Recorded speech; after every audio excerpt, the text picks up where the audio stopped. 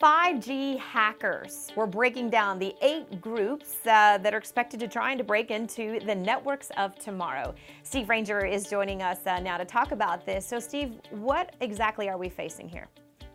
So what we have here is that even though 5G networks haven't actually taken off, I mean, they're slowly rolling out, we've already got to look at the security implications of them. Now, the big kind of worry here is that 5G networks over the next few years, we're talking over the next 2 or 3 or 4 years maybe, will increasingly connect up everything we do. They will be the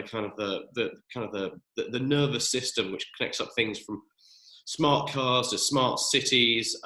Everything we do will be kind of like enmeshed in these networks. And the big concern is that obviously when one piece of technology becomes so vital to everything we do, that this will become an immediate target for hackers. So a European security agency called ENISA has put together a list of the different groups that it thinks will be most likely to be targeting 5G networks. And obviously, this is something that is a little bit further out there, but it's something we should be looking at right now. Okay, and Steve, you mentioned organized crime. You talked about nation-backed hackers. Talk a little bit more about that for us. So if you look at some of these groups, there's a whole range of them. There's kind of like half a dozen to sort of 8 different groups that might be of concern. And that might start with just, kind of like traditional cyber criminals and cyber crime. So they will look at these networks as a way of maybe stealing data or maybe kind of like using these networks to piggyback into other services.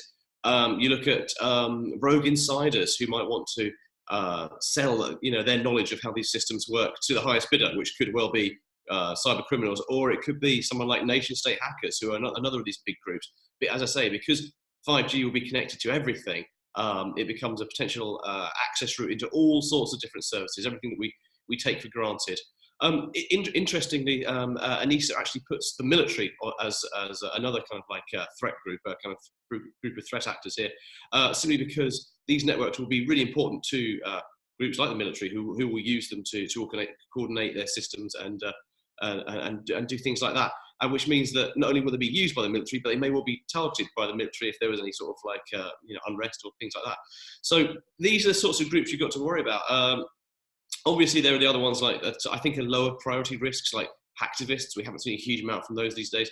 And what used to be called, I guess, script kiddies, the kind of like the really sort of like low level of kind of like hackers who are out there. So not the organized crime ones, but just basically people in their bedrooms trying to break into things.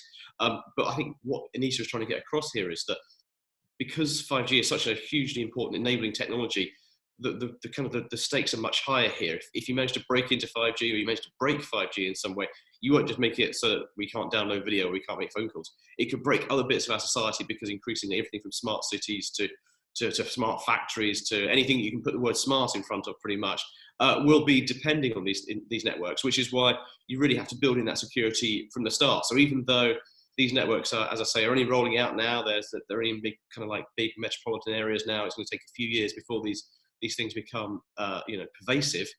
We still need to be looking at the security of them now.